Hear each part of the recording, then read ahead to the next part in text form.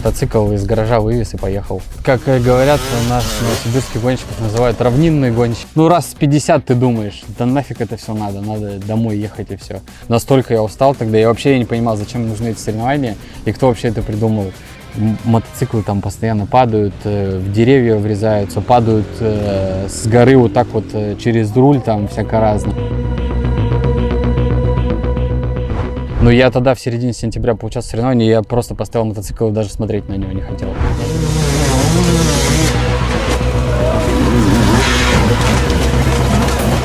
Летом очень долго искал какую-то замену, то есть зимой есть чем заниматься, летом непонятно. Ну, зимой для меня это точно лыжи всегда горные. Я бегал, марафоны, полумарафоны, я кроссфитом занимался, я на вейкборде катался. Ну, короче, что только не пробовал. И как-то вот один раз прокатился на эндуро мотоцикле, мне очень сильно понравилось.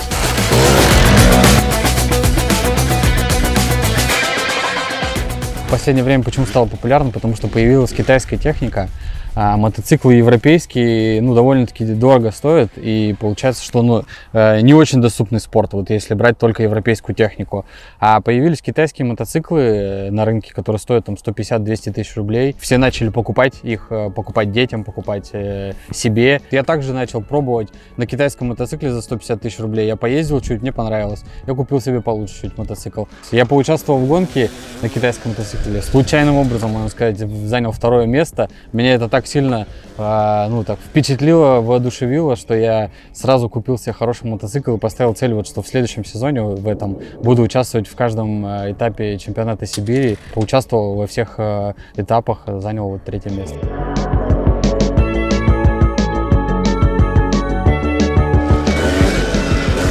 Вообще дисциплина hard enduro — это больше именно про, ну, то есть вот есть два вида, это вот стадион, да, с какими-то различными препятствиями, и естественный рельеф, это по горам, как можно больше подъемов, как можно больше камней, деревьев и так далее. Ну, то есть это просто подъемы в такие горки, куда там даже пешком думаешь не зайти, а туда приходится на мотоцикле заезжать. Ну, буквально там вскарабкиваться. Как говорят, нас новосибирских гонщиков называют равнинные гонщики. У нас практически нет рельефа, все только, по сути, только равнина. Нам, конечно, сложнее, потому что, допустим, красноярские гонщики, они реально сильнее, потому что у них есть место, где тренироваться, у них там горы вокруг и везде. На соревнованиях реально очень большой торг идет с собой, потому что, я не знаю, сколько раз за гонку ты думаешь, что да нафиг это надо, можно сойти, не ехать дальше, я устал, хочу домой, к маме там и так далее. Но я конкретно, когда участвую в соревнованиях, я всегда хочу победить. То есть, я только для этого и участвую.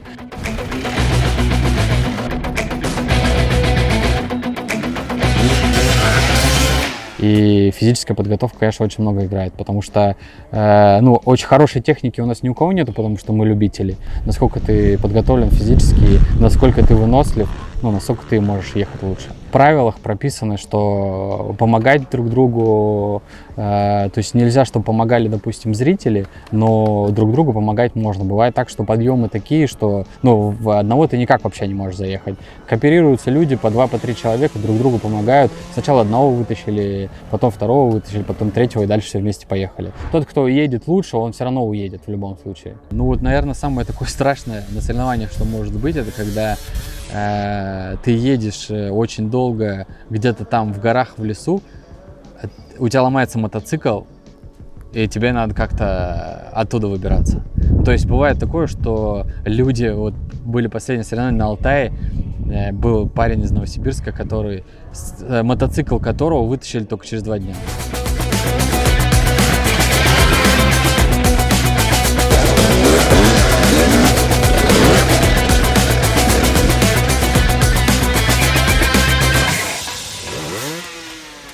Вот как раз средний возраст спортсменов там 33-35 лет, у всех уже есть семьи, дети, и все ездят. Многие уже, у кого дети постарше, ездят с детьми, с мотоциклами детей, то есть они приезжают на соревнования, дети у них катаются тут же. Есть также, где-то там проводятся и для детей этапы, там же и дети участвуют у них. Семья моя относится положительно. Моей жене очень нравится ездить на соревнования, потому что, это такая прикольная атмосфера. Сын у меня маленький тоже очень сильно, ему нравятся мотоциклы, он прям как видит, так каждый раз там бежит, кричит: папа, там брум-брум.